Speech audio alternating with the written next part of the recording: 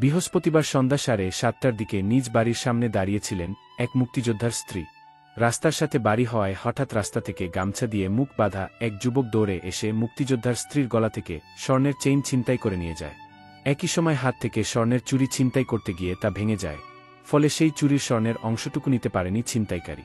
এমনি একটি ভিডিও ছড়িয়ে পড়েছে সামাজিক পাতায়।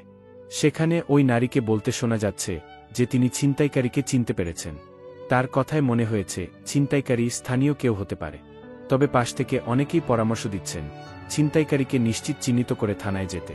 তবে ছিনতাইয়ের সময় ছিনতাইকারীর সাথে ধস্তাধস্তির এক পর্যায়ে ছিনতাইকারীর মুখ থেকে গামছা খুলে যায় এবং পরে গামছাটি ও ভাঙা চুরির অংশ ঘটনাস্থলে পাওয়া যায়। পাশ থেকে একজকে বলতে শো যাচ্ছে কি দিনকাল পড়ল যে সন্ধ্যার সময় বাড়ির সামনে ছিনতাই হচ্ছে। ঘটনাটি ঘটেছে পাবনা জেলার চাটমোহর উপজেলার হরিপুর ইউনিয়নের ধুলাউডি গ্রামে। ওই গ্রামের বীর মুক্তিযোদ্ধা আব্দুল ওহাবের স্ত্রীর তার নিজ বাড়ির সামনে থেকে স্বর্ণের চেইন ছিনতাই হয়। বৃহস্পতিবার সন্ধ্যা 7:30টার দিকে নিজ বাড়ির সামনে দাঁড়িয়েছিলেন এক মুক্তিযোদ্ধার স্ত্রী। রাস্তার সাথে বাড়ি হওয়ায় হঠাৎ রাস্তা থেকে গামছা দিয়ে মুখ বাঁধা এক যুবক দৌড়ে এসে মুক্তিযোদ্ধার স্ত্রীর গলা থেকে স্বর্ণের চেইন ছিনতাই করে নিয়ে যায়। একই সময় হাত থেকে স্বর্ণের চুড়ি ছিনতাই করতে গিয়ে তা ভেঙে যায়, ফলে সেই চুরির স্বর্ণের অংশটুকু নিতে পারেনি ছিনতাইকারী। এমনি একটি ভিডিও ছড়িয়ে পড়েছে সামাজিক পাতায়।